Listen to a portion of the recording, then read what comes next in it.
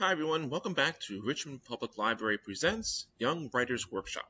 I'm Mr. Lewis from the Ginter Park Library. Today we're going to be continuing our look at literary tropes and devices. This is our part 2. So last time we covered allegory, metaphors and similes, anthropomorphism and personification, irony and dramatic irony. Today we're going to quickly cover framing devices, foreshadowing, in medias res, flashback, onomatopoeia, and oxymorons. These are a little bit smaller topics than the previous 5, but there is still quite a bit to get into. So let's get started. So first up, let's talk about framing devices. Now, framing devices are basically a way to set up who is telling the story and why. It's a story kind of outside of your main story. It's a situation where you have something where it sets up maybe who is telling the story. Maybe you set up who the narrator of your story is, right? Or maybe you present the situation of why the story is being told. Or maybe you just need an excuse to get from one short story to another short story to another short story. Or sometimes it's a way to set up like the main characters into the situation where the main story takes place. Okay? And we do this to add depth, to add context to your story, sometimes to add doubt to your story. All right, so depth because it makes your story feel more layered, makes it feel a little bit bigger by having a framing device. And sometimes it provides context to explain maybe why the story is being told or who the story is being told to. And the doubt is an interesting thing because sometimes it gives you a reason to question either how true the story is in the context of the framing device, or it leads you to question how accurate it is because of who is telling the story and why. And that sounds a little confusing. Maybe some examples will help. So one of the better known examples is actually Aladdin. One of the parts that's easily forgotten about Aladdin is how it really begins. If you think back to it, how does Aladdin start? It starts with a merchant trying to sell you trinkets. Right? You, the audience, are represented by the point of view of the camera in this sense. So you're walking up and you see a merchant, and the merchant talks to you directly, talks to the audience directly, and tries to sell them things. He's the one who's singing the song at the very beginning, right? And what's he try to do? He tries to sell you things. And what's one of the things he tries to sell you? A lamp. He tries to sell you a lamp. And when the audience doesn't show any interest, and like the camera kind of starts to move away, to pan away, as they say, starts to move away from him, he kind of like dashes back in front of the camera and says, wait, wait, wait. And then he tells you a story. And what's the story all about? It's about a lamp. A magic lamp. So, is the story of Aladdin just a fun story for the audience? Or is the story of Aladdin just a tall tale that this merchant is telling you to try to get you, the audience, to buy his lamp? That's a framing device. Another well-known example is Princess Bride. The Princess Bride, if you've seen this movie, it's also a book, but I'm specifically thinking of the movie. The book has a framing device as well, but it's a lot less well-known than the movie. The movie is an older movie, but it's a very good movie. And it starts with a boy who's sick and staying home from school. And the movie is presented in such a way that it's always shown to be a fantasy story. It's clear from the cover, from the description, everything that it is a fantasy story. But it starts with a boy at home in bed playing video games. And that feels odd considering what you expected from the story. But it turns out that the actual story of The Princess Bride is this grandfather who comes to visit his sick grandson in order to tell him a story. And that story is The Princess Bride. So the framing device of The Princess Bride is the grandfather telling his grandson the story. Right? Now, another example, and this one's a little bit different, is in the Chronicles of Narnia. If you've read the first book of the Chronicles of Narnia, The Lion, the Witch, and the Wardrobe, it actually has a framing device that is part of the actual story itself. The main story of the Chronicles of Narnia is the story of the four children and their adventures in this magical fantasy land where there's talking animals and a witch and magic and a whole lot of other things. But there's a beginning and an end to that story as well that a lot of people sometimes don't think about. It starts with those four children going to live in the countryside because of World War II. And they find this magical land through a wardrobe. So the framing device is actually them moving to the countryside. Right? So the framing device sets up your story, adds depth, adds context. Okay? Let's move on. All right, so next let's talk about foreshadowing. Now, foreshadowing is a tricky thing because if it's done right, it's great. If it's done badly, it can ruin the story. Foreshadowing is basically when the author drops hints and clues to major events or secrets that are later revealed in the story. All right, so you want to drop little clues that your reader may or may not pick up on that hints at something big coming in the future. Okay, when done well, this gives a major payoff once the reveal happens. Okay, if a foreshadowing is done well, then when this big reveal, this big event, whatever it is, happens, then the reader will think, oh, the author said this was going to happen. And then sometimes, if it's done really well, the reader will actually go back and look for those clues and say, oh, it was right there the whole time, right?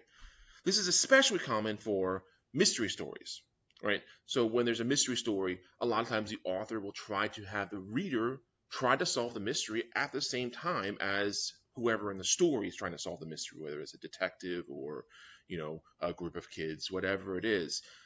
The author wants the reader to try to solve the mystery at the same time. So the author will drop little clues throughout the story to give hints to the solution of the mystery. Now, foreshadowing is tricky, okay? When it's done poorly, either you give too many clues, or you don't give enough clues, or your clues are so blatantly obvious that they're pointing at something big that it's kind of distracting. It's distracting, all right? It's distracting to the reader, and it significantly lessens the impact of that reveal, okay? So if you give too much hinting, then it's not a surprise. If you give too little hinting, then it could be jarring. It's like, well, where did that come from? How does that make sense? Right? If it's too heavy-handed, then it's like, oh, we get it. There's something big coming. It's this. Move on. Right? So it's a delicate balance of finding the exact amount, and it's not going to be the same for everybody. All right? One reader who finds a story has too little foreshadowing. Another reader might say that was just the right amount. If one reader says, oh, it was too blatantly obvious, it was too heavy-handed, another reader might say, whoa, I didn't see that coming at all. So it's a delicate balance, and you're never going to get it 100% right, just based on there are so many different kinds of readers, right? But it's a very useful tool, and subtle is always best when it comes to foreshadowing. Try not to be obvious with it. A few clues, a few hints here and there are really all you need, all right? And again, it really depends on the context of what you're doing. If it's a big reveal, if it's supposed to be a mystery, if it's a twist, whatever the case may be, make sure you build up to it. Because if you just spring it on the reader, it takes them out of the story. Okay? So if you have a big reveal or big twist, a big event at the end of your story, build up to it and drop little hints about what's going to happen along the way. Okay? Now, let's talk about in medias res. In medias res is a Latin term, and it means in the middle of the thing. And this is a literary technique where basically the reader is dropped right into the middle of the action rather than at the beginning of the story. All right? So if you start in the middle of like a car chase, or you start in the middle of a fight, or you start in the middle of a mystery, all right? It's something where the story has already been happening and you, the reader, are introduced to it at this specific spot. Not at the beginning, but somewhere in the middle, right? And this is done usually to try to add excitement or tension. And when it works, it does this. All right, because it's like, whoa, what's going on? And you want to read more to find out, how the protagonist got the situation they're in and what they're going to do to get out of it. Right? So if it's done well, then it can be a very useful thing. If it's done poorly, though, what it does is it causes confusion and frustration with the reader, okay? Because the reader's like, I don't know what's going on, and I don't even know why I should care, okay? So in medias res can be tricky. It's useful if you want to get straight to the action right away, but it can be just confusing to the reader. So be careful with this one.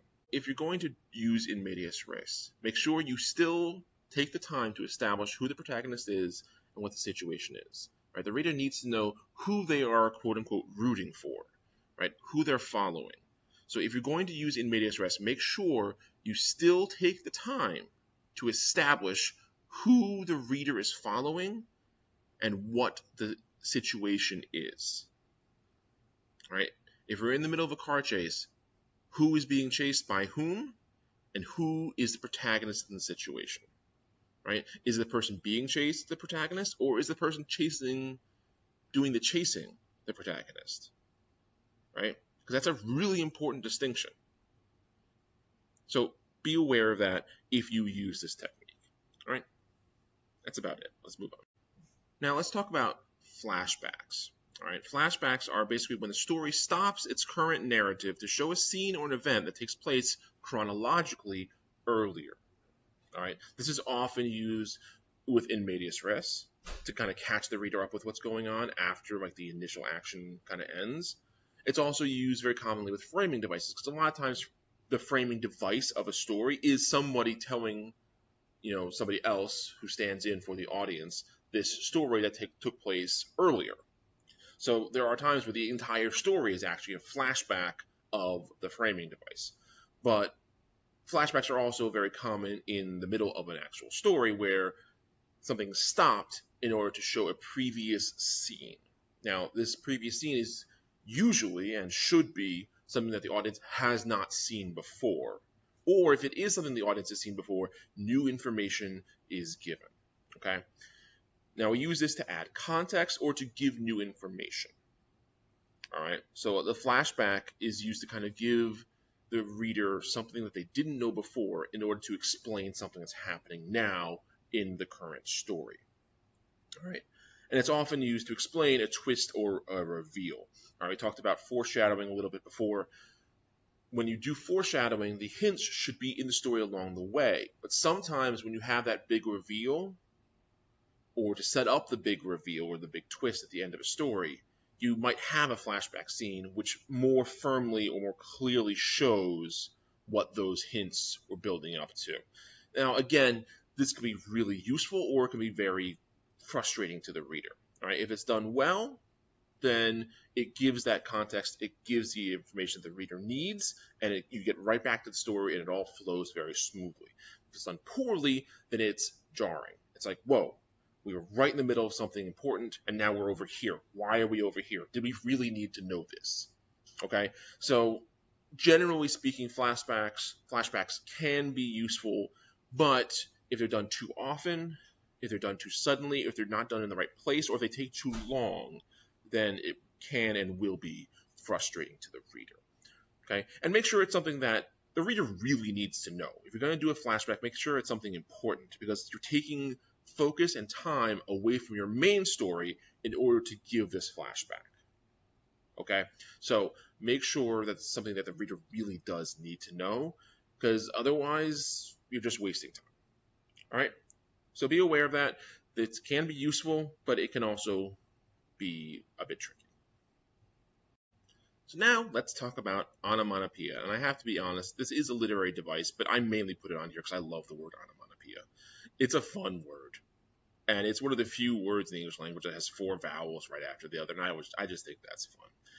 Anyway, onomatopoeia is still a very useful literary technique. And that is, onomatopoeia is the use of a word that sounds like the thing that it is describing. All right, it's usually used to describe a sound. So things like buzz sounds like buzz, sounds like what it is. Meow. Cats actually say meow when they meow, right? That's why we say meow. Slam sounds like slam. Woof sounds like the actual sound, right? So onomatopoeia is when you use a word that basically acts like a sound effect, right? Because by saying that word, you're making the sound that you're describing, okay? And the reason you would do this is it helps with immersion, provides an almost sound effect quality for the reader, right? So it can kind of help give that extra sense to the reader. Because when the reader is reading, unless they're listening to an audiobook, everything is in their mind, right? Everything's in their mind. So it's like they're seeing everything. So it's almost like it's 100% a visual medium for them, for the reader, right? Dialogue would work in your mind's eye as an audible sensation, but the onomatopoeia does the same thing. It gives you that extra little sense. It's that extra little bit that can really help give immersion to the reader, right? Now, this is something that people do without really even thinking about it. But it is something that you should be aware of what it is and how to use it. Don't overdo it because then it just gets annoying. But if done correctly, it can be very useful, all right? Also, it's a fun word, onomatopoeia. All right, I'll move on. So last up, let's talk about oxymoron. Now, this has nothing to do with the insult, but it is something that is very common, even if you don't realize it. All right, an oxymoron is a figure of speech that uses two opposite words as a single phrase. Okay, two words that are complete opposites in their literal meaning, but are used together. Okay, and a lot of these are very common, and we don't even think of them as opposites, but if you get to the technical definition of them, they are. So some examples: controlled chaos. Chaos is, by its definition, uncontrolled, right? So if you say controlled chaos, that's an oxymoron, because you're saying two things that are the opposite of each other. Something is controlled, it's not chaotic. Something is chaotic, it's not controlled. So if you say controlled chaos, which is a common expression, that's an oxymoron. A dull roar, right? Dull means quiet, subdued, blunt. Roar is loud.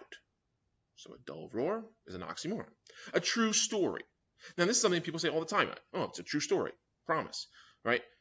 Story, though, by its definition, is a made-up thing. So by calling something a true story, you're saying that it's something that's made up, but is fact. If it's fact, then it's not a story. If it's a story, then it's not a fact, right? So by saying true story, you're using two opposites to kind of reinforce each other, okay? Permanent change, same thing. Change is something that's not permanent. Permanent is something that does not change. So a permanent change doesn't make sense just looking at the words, but we know what a permanent change is. I mean, it's a change from the norm now that is going to be permanent, right? But the actual use of those two words together is an oxymoron. Some oxymorons are also formed due to changing meanings. So words that used to mean something before, but are now more commonly associated with something else. So some examples of this: awfully good. All right, awful means bad, right? But when we say awfully good, we mean very good, right? But that's because awfully has kind of had its meaning changed over time. Awfully is used to show more of something, right? Very. So awfully good, which by its original definition mean bad good, means very good, right? Middle initial. How was that an oxymoron? Well, initial means first, right? The initial situation, the initial word, whatever it is. Initial means first, just the first letter of a word or a name. So the middle initial might be the first letter of your middle name, but initial also means first. So a middle initial is an oxymoron, because you can't have something that's the middle that's first, because if it's the first, then it's not in the middle, right? This one might be a little you might be unfamiliar with. Horror comics. Why is that an oxymoron? Well, comic means funny, right? So horror comics is an oxymoron because horror is not supposed to be comedic by its nature. All right, we have horror comedies, of course, but in their base definitions, horror and comedy are opposites, right? They evoke completely different emotions in the reader. All right. Now we know that comics now aren't just for comedy; they're for any genre. Comics now are a medium, not a genre. So horror comics make sense to us, but it's still an oxymoron because the original definition of comic is comedy, the opposite of horror. Okay? So that's going to about wrap it up for this video. There are a lot more literary tropes and devices out there, literally hundreds of them, but honestly, they are so many, so varied, that if you have something specific that you're looking for, depending on the genre that you're trying to write or the type of story, I would highly encourage you to look them up, but this really kind of gives you a general sense of what they are like. All right. Now, there are a couple that I really want to go into deeper, and we're going to start that with the next video, which is going to talk all about pacing, which is a literary technique, but we'll focus on that in the next video. All right, so I hope this helped you. I hope this encourages you. I hope these are things that you find useful, and I hope the video is entertaining. So I'll see you guys all next time. And remember, however you decide to write, just write. Thank you all so much for joining me. See you next time.